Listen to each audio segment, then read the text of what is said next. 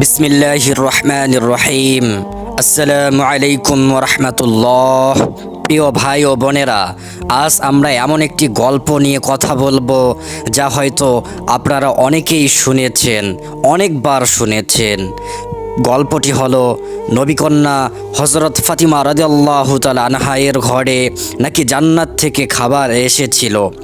এই গল্পটি অনেক বই, ওয়াজ মাহফিল এবং সোশ্যাল মিডিয়ায় প্রচার করা হয়, কিন্তু প্রশ্ন হলো এটি কি সহিহ নাকি আবেগ দিয়ে তৈরি করা কাহিনী? আজ আমরা বিষয়টি দলিল সহ জানব। বর্ণনা করা হয় একবার মুহাম্মদ সাল্লাল্লাহু আলাইহি ওয়াসাল্লাম টানা 2 দিন না খেয়েছিলেন। তৃতীয় দিন তিনি ক্ষুধার্ত অবস্থায় কন্যা ফাতিমা রাদিয়াল্লাহু তাআলা আনহা এর ঘরে গেলেন। ফাতিমা রাদিয়াল্লাহু তাআলা আনহা তার পিতার চেহারা দেখে বুঝলেন তিনি ক্ষুধার্ত, কিন্তু তার নিজের ঘরের 3 দিন ধরে চুলা জ্বলেনি। নবীজি সাল্লাল্লাহু আলাইহি ওয়াসাল্লাম কন্যার মুখেও অনাহারের চিহ্ন দেখে কষ্ট পেলেন, কিন্তু কিছু না বলে ধৈর্যের উপদেশ দিয়ে চলে গেলেন।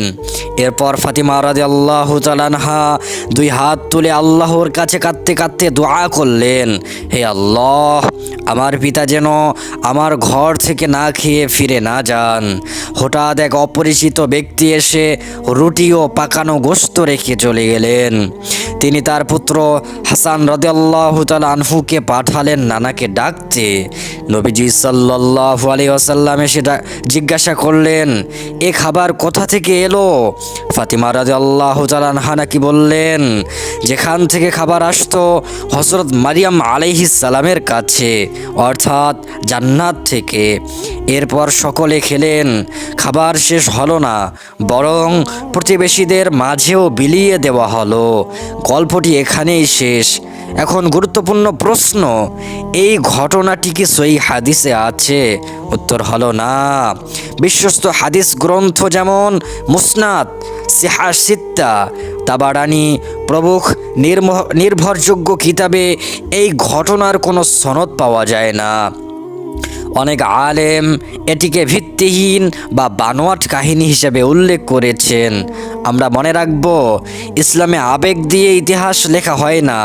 দলিল ছাড়া কিছু নবী পরিবারের সাথে যুক্ত করা উচিত নয়। তবে কি নবী পরিবার অনাহারে ছিলেন না? অবশ্যই ছিলেন। সহিহ বর্ণনায় এসেছে, একবার ফাতিমা রাদিয়াল্লাহু তাআলা আনহা নবীজির কাছে জবের রুটি নিয়ে এলেন। তখন নবীজি সাল্লাল্লাহু আলাইহি সাল্লাম বললেন, 3 দিনের মধ্যে এই প্রথম তোমার পিতা খাবার খেলো। এই ঘটনা মুসনাদে আহমদে বর্ণিত হয়েছে। ভাবুন, সমগ্র মানব জাতির শ্রেষ্ঠ মানুষ, অথচ 3 দিন না খেয়ে থেকেছেন।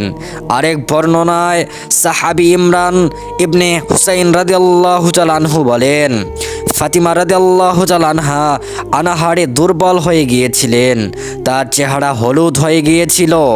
নবীজি সাল্লাল্লাহু আলাইহি ওয়াসাল্লাম তার জন্য দোয়া করলেন, হে আল্লাহ, মুহাম্মাদের কন্যা ফাতিমাকে ক্ষুধার্ত রাখবেন না। এরপর তার অবস্থা ভালো হয়ে যায়। এই ঘটনাগুলো আমাদের শিক্ষা দেয়, নবী পরিবার কষ্টের মাঝেও ধৈর্য ধরেছেন। প্রিয় ভাই ও বোনেরা, আমরা অনেক সময় আবেগপ্রবণ হয়ে পড়ি, ভাবি অলৌকিক ঘটনা না বললে ভালোবাসা প্রকাশ হয় না।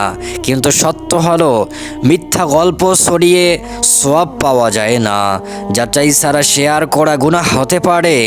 ইসলামের সৌন্দর্য সত্যের মাধ্যমে। নবী পরিবারকে সম্মান করার সঠিক উপায় হলো তাদের সত্য জীবন জানা, তাদের ধৈর্য থেকে শিক্ষা নেওয়া, তাদের তাওয়াক্কুল অনুসরণ করা। আসুন আমরা প্রতিজ্ঞা করি, দলিল ছাড়া কোনো ইসলামিক গল্প শেয়ার করব না। আল্লাহ আমাদের সত্য বুঝার তৌফিক দিন, আমিন। প্রিয় ভাই ও বোনেরা, আমরা যেন আবেগে নয়, সত্যের উপর দাঁড়িয়ে ইসলামকে ভালোবাসি। যা সহিহ সেটাই ছড়াই, যা প্রমাণিত নয় তা থেকে বিরত থাকি। নবী পরিবারকে সম্মান করার সবচেয়ে বড় উপায় হলো তাদের সত্য ইতিহাস জানা, তাদের ধৈর্য ও ত্যাগ থেকে শিক্ষা নেওয়া এবং সেই আদর্শ নিজের জীবনে বাস্তবায়ন করা। আজকের এই ভিডিওটি যদি আপনার কাছে উপকারী মনে হয় তাহলে দয়া করে লাইক দিয়ে জানিয়ে দিন, কমেন্টে লিখুন, সত্য প্রচার করব ইনশাআল্লাহ। আর মনে করেন এই ভিডিওটি অন্যদের জানা উচিত তাহলে বেশি বেশি শেয়ার করুন। হয়তো আপনার শেয়ারের মাধ্যমে কেউ মিথ্যা গল্প ছড়ানো থেকে বেঁচে যাবে। এমন গবেষণা ভিত্তিক ইসলামী ভিডিও পেতে এখন এই চ্যানেলটি সাবস্ক্রাইব করুন এবং নোটিফিকেশন বেলটি অন করে রাখুন। আল্লাহ আমাদের সবাইকে সত্য বুঝার ও সত্য প্রচার করার তৌফিক দান করুন। আমিন। ওয়াসসালামু আলাইকুম ওয়া রাহমাতুল্লাহ।